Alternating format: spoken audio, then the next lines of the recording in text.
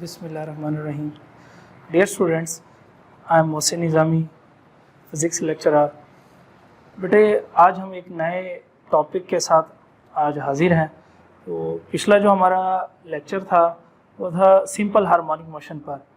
तो last lecture में बेटे हमने डिस्कस किया था सिंपल हार्मोनिक मोशन की 3 एग्जाम्पल को। एक एग्जाम्पल हमने डिटेल से एक्सप्लेन कर ली थी, mass attached to a spring system. फिर एक और एग्जांपल थी सिंपल पेंडुलम, और इसके बाद एक और एग्जांपल है बॉल एंड बॉल सिस्टम। उसको बेटा हम नेक्स्ट लेक्चर में एक्सप्लेन करेंगे।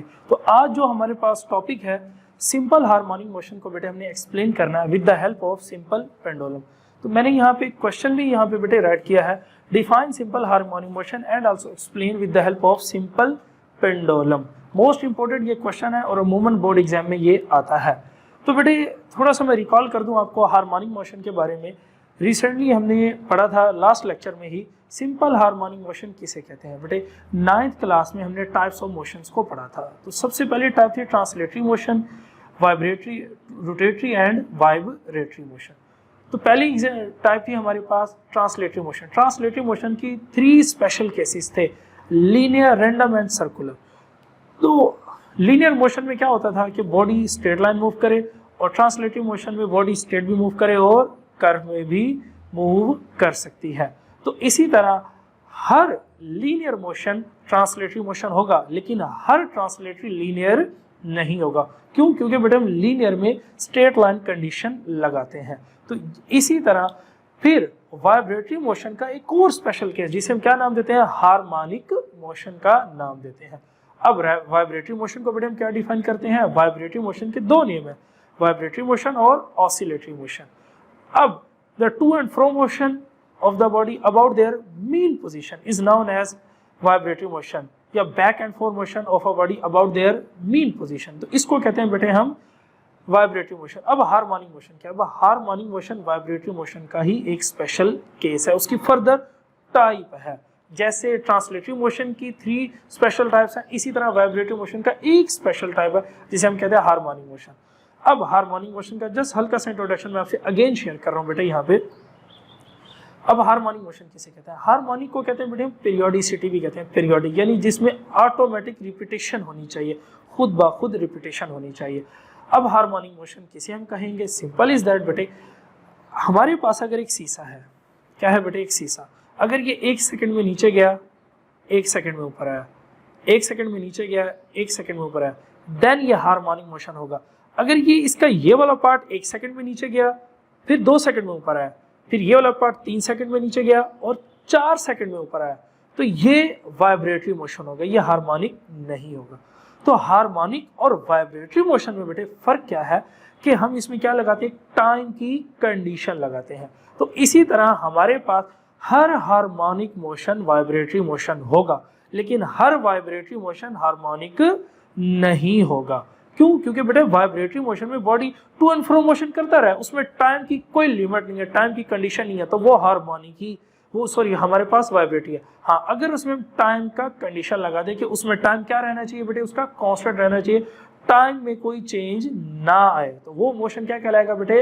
हार्मोनिक मोशन कहलाएगा। क्लियर होगी बेटे यहाँ तक बात? तो अब मैंने यहाँ पे क्वेश्चन आपसे पहले डिस्कस कर लिया है। तो बेटा हार्मोनिक मोशन की 2 कंडीशन है। 2 कंडीशन क्या है? Acceleration directed toward the mean position. एक तो उस बॉडी का जो एक्सेलरेशन है मीन पोजीशन के क्या होना चाहिए बेटा, डायरेक्टेड होना चाहिए, और दूसरा बेटा उस बॉडी में क्या होना चाहिए, रीस्टोरिंग फोर्स होना चाहिए।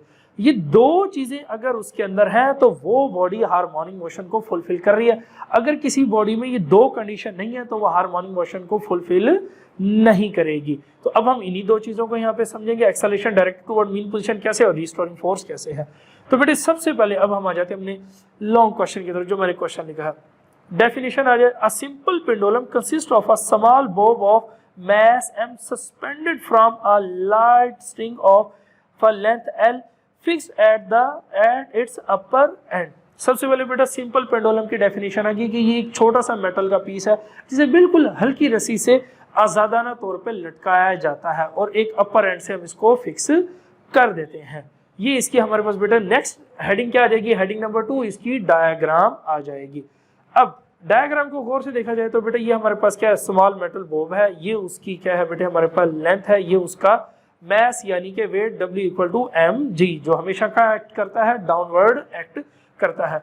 अब इसमें यहाँ पे क्या क्रिएट हो जाएगी बेटे, टेंशन क्रिएट हो जाएगी। अब टेंशन हम अच्छी तरह भी पढ़ के आए, the force acting along the string that is called tension. तो डेफिनेटली जब इस मेटल के पीस को इस लाइट स्ट्रिंग से सस्पेंड करेंगे तो इसमें क्या क्रिएट हो जाएगी बेटा, हमारे पास टेंशन क्रिएट हो जाएगी। सो वो यहाँ पे हमें नजर आ रही है। तो ये इसका वेट हो गया। अब बेटा ये इसकी मीन पोजीशन ओ, ये एक्सट्रीम पोजीशन ए और ये एक्सट्रीम पोजीशन बी, यहां तक क्लियर। अब हमने इसके ऊपर क्या अप्लाई करना है बेटे, फोर्स अप्लाई करना है। फोर्स अप्लाई करके हम इसको मीन पोजीशन ओ से कहां ले गए, एक्सट्रीम पोजीशन ए तक ले गए। तो यहाँ पे क्या क्रिएट हो जाएगी, टेंशन, और डेफिनेटली हमें यहाँ पे क्या नजर आ रहा है, एक एंगल क्रिएट होता हुआ नजर आ रहा है। तो जैसे हम इसको यहाँ लेके जाएंगे, जो लेंथ यहाँ पर होगी मीन पोजीशन पे, वही लेंथ हमारे पास एक्सट्रीम पोजीशन पर होगी, क्योंकि लेंथ चेंज नहीं होती ड्यूरिंग ऑसिलेशन। क्लियर होगी बेटे बात। अब एक्सट्रीम पोजीशन ए पर जाके हमारे पास इसके वेट के दो कंपोनेंट बनेंगे। अब वो दो कंपोनेंट बेटे कौन कौन से हैं, mg sin थीटा और mg cos थीटा। अब बेटे हमने यहाँ पे एक चीज निकालनी है कि हमें पता कैसे लगेगा बेस, हाइपोटेनस, परपेंडिकुलर कैसे बनेंगे। बेटे जहां एंगल लेते हैं, एंगल के सामने वाला कंपोनेंट हमेशा हमारे पास क्या होता है, परपेंडिकुलर। क्या होता है बेटे, परपेंडिकुलर। परपेंडिकुलर, और ये हमारे पास क्या आ जाएगा, बेस, और ये क्या आ जाएगा हमारे पास, हाइपोटेनियस आ जाएगा। तो अब बेटा जरा गौर से देखें कि जैसे हम इस स्मॉल मेटल पीस को मीन टू एक्सट्रीम पोजीशन पे लेके गए, कितने कंपोनेंट क्रिएट हो गए वेट के, दो कंपोनेंट, mg sin थीटा और mg cos थीटा। अगर हम यहाँ पे गौर से देखें तो हमें बिल्कुल यहाँ पे एक और अनदर स्मॉल डायग्राम बनती हुई, या बल्कि स्मॉल ट्राइंगल बनती हुई हमें दिखाई देगी। उस ट्राइंगल के जरिए अगर देखा जाए तो बेटे दो कंपोनेंट बने, mg sin थीटा और mg cos थीटा। अब ये चीज हम 9th में पढ़ के आए हैं अच्छी तरह। ये एंगल से परपेंडिकुलर, हाइपोटेनस के सामने बेस। अगर हम इसको एज इट इज बना दें तो बात फिर वही रहेगी, ये हमारे पास बेस आ जाएगा और ये हमारे पास हाइपोटेनस आ जाएगी। तो ये वही ट्राइंगल है, इसको पहले हॉरिजॉन्टली पढ़ा था, अब हमने इसको क्या कर दिया है, वर्टिकल स्ट्रैंड कर दिया है। तो वही कंडीशन बन रही है, तो एंगल के सामने परपेंडिकुलर हो गया। अच्छा, अब बेस पर हम कौन सा कंपोनेंट लेंगे बेटा, बेस में हम क्या लेते हैं हमेशा, cos थीटा, और परपेंडिकुलर पे sin थीटा हम लेते हैं। तो अब इसी तरह यहाँ पे जाके हमारे पास क्या बन जाएगा, ये हमारे पास क्या हो जाएगा बेटे, अगर गौर से ये एंगल है, एंगल के सामने परपेंडिकुलर, या बेस हम ले लें तो बेटे यहाँ पे हमारे पास mg cos थीटा और यहाँ पे क्या बन जाएगा mg sin थीटा। अगर हम यहाँ पे लिखना चाहें mg cos थीटा। अब बेटा जरा गौर से देखा जाए तो हमें देखने में नजर आ रहा है कि जैसे हम एक्सट्रीम पोजीशन ए पर लेकर गए इसे, तो इसके कितने कंपोनेंट बन गए, वेट के दो कंपोनेंट बन गए। वो दो कंपोनेंट कौन से, mg sin थीटा और mg cos थीटा।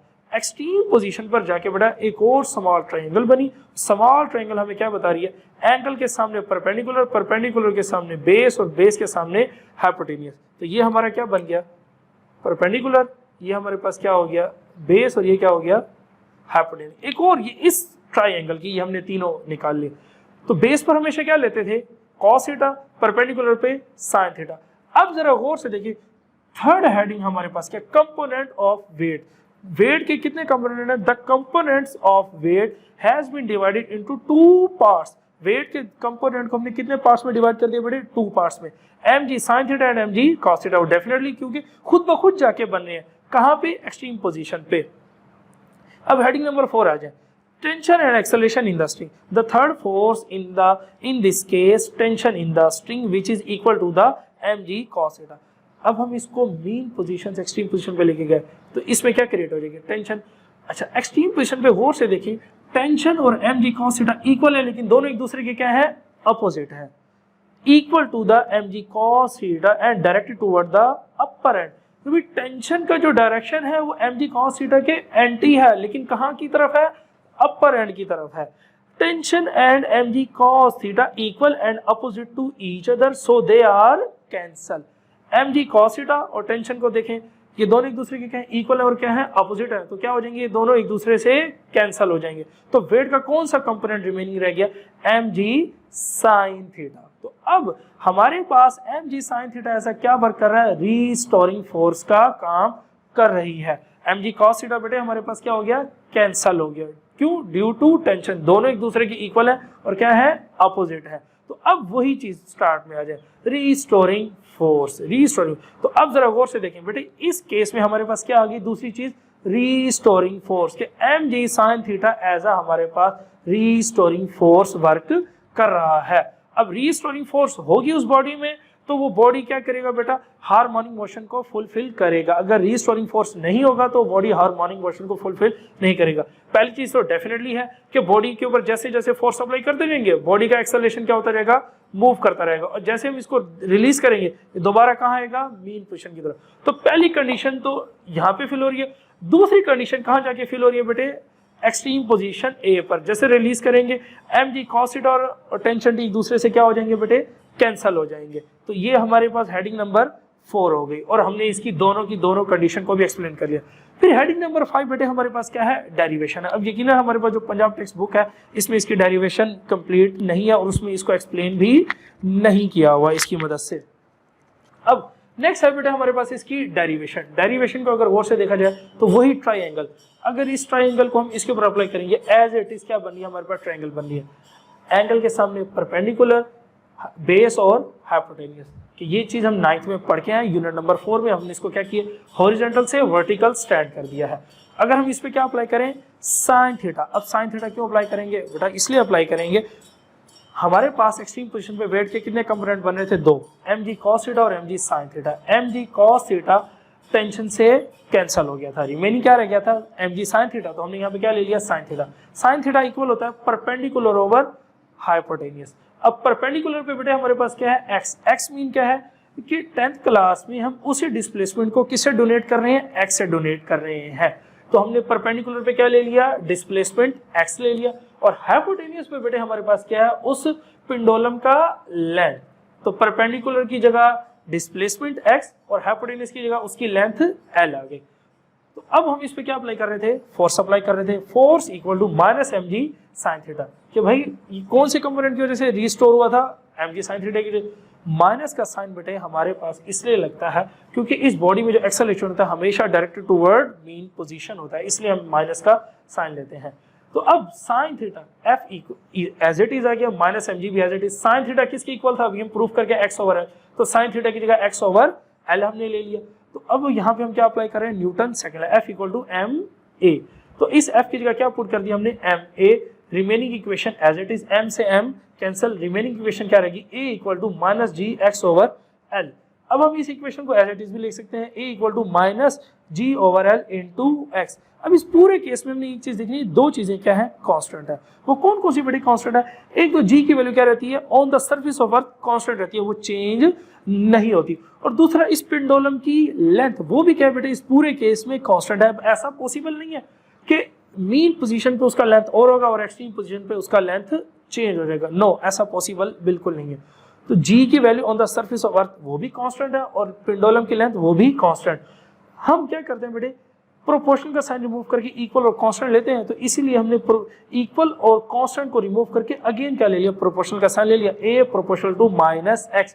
तो बेटे हमने इस इक्वेशन को दोनों एग्जांपल से क्या किया, प्रूफ किया। मैस एटल स्प्रिंग सिस्टम से भी बेटे हमने इस इक्वेशन को प्रूफ किया था, और अब हमने सिंपल पेंडुलम की मदद से भी इसको क्या कर दिया बेटे, हमने प्रूफ कर दिया कि a proportional to minus x, यानी कि बॉडी का जो एक्सेलरेशन है वो डायरेक्टेड टूवर्ड मीन पोजीशन। इसलिए बेटे हम यहाँ पे क्या लेते हैं, माइनस का साइन लेते हैं कि बॉडी का जो एक्सेलरेशन है हमेशा मीन पोजीशन के डायरेक्टेड रहता है। हमने इसको ऐसे फोर्स लगाया, यहाँ जाके रिलीज करेंगे, कहाँ आएगा, मीन पर। अब मीन पे आके रुकना चाहेगा ड्यू टू इनर्शिया, यहाँ पे स्टॉप नहीं होगा, कहाँ चला गया, एक्सट्रीम पोजीशन बी, और एक्सट्रीम पोजीशन बी पे जाके हुई अगेन मैस के कितने कंपोनेंट बन जाएंगे, वेट के 2 कंपोनेंट, mg sin थीटा और mg cos थीटा। क्लियर। अब लास्ट में बेटे हेडिंग नंबर 6 इसकी क्या है, एक्सप्लेनेशन है। इन द इक्विलिब्रियम पोजीशन ओ, अब इक्विलिब्रियम पोजीशन ओ पे क्या है हमारे पास, ये क्या है, रेस्ट में है। Net force is 0, Bob is stationary, कि इस पॉइंट पे बेटे ये हमारे पास क्या होगा, स्टेशनरी होगा, और क्या होगा, 0 होगा। Now the bob is move from mean position to extreme position, हमने इसको मीन से उठाया, कहाँ ले गए, एक्सट्रीम पोजीशन पर ले गए। No net force is zero. Definitely भाई जब मीन से उठा के एक्सट्रीम पे ले जाएंगे तो नेट फोर्स जीरो नहीं होगा। The component of the weight divided into two parts mg sin theta and mg cos theta. अब हम इसको मीन से कहाँ ले गए, एक्सट्रीम पे ले गए, तो इसके वेट के पार्ट्स कितने में डिवाइड कर दिए, हिस्सों में, टू पार्ट्स में डिवाइड कर दिए, mg sin थीटा और mg cos थीटा, जिन्हें मैं डिटेल से पहले एक्सप्लेन कर चुका हूँ। नेक्स्ट क्या है, component of weight mg sin theta directed toward the mean position and act as a restoring force. वही बात कि ये वाला जो मेटल पीस है एक्सट्रीम पोजीशन ए से ओ की तरफ क्यों आएगा, ड्यू टू रीस्टोरिंग फोर्स। और इसमें रीस्टोरिंग फोर्स कौन सा कंपोनेंट काम कर रहा है, mg sin theta. mg cos theta tension से हम कैंसिल कर चुके हैं। Next, at mean position the bob has got maximum velocity and inertia, it does not stop, continue toward mean extreme position B. अब ये मीन एक्सट्रीम से mean पर आएगा, एक्सट्रीम टू मीन आते हुए ये क्या करेगा, मैक्सिमम वेलोसिटी अटेन कर लेगा। अब वेलोसिटी जब मैक्सिमम होगी तो मीन पोजीशन पे स्टॉप नहीं होगा। और दूसरी इसमें क्या चीज है बेटे, ड्यू टू एनर्शिया, एनर्शिया की वजह से भी यहाँ पे स्टॉप नहीं होगा, क्या करेगा, as it is continue move कर जाएगा एक्सट्रीम पोजीशन बी, और एक्सट्रीम पोजीशन बी पे जाके वही वेट के दो कंपोनेंट mg sin थीटा और mg cos theta, mg cos theta tension से कैंसिल हो जाएगा, mg sin theta as a restoring force काम करेगा और ये वापस आना शुरू हो जाएगा और यहाँ पे आके अगेन रुकना चाहेगा, लेकिन ड्यू टू वेलोसिटी और एनर्जी यहाँ पे स्टॉप नहीं होगा और ये कहाँ चला जाएगा, एक्सट्रीम पोजीशन ए। तो ये एक्सट्रीम पोजीशन ए और एक्सट्रीम पोजीशन बी पे क्या करता रहेगा बेटा, ऐसे ऑसिलेट करता रहेगा with respect to constant time. तो तभी हम इसको क्या बोलेंगे बेटे, हम ये हमारे पास क्या है, हार्मोनिक मोशन की दूसरी एग्जांपल को फुलफिल कर रहा है। Thank you so much.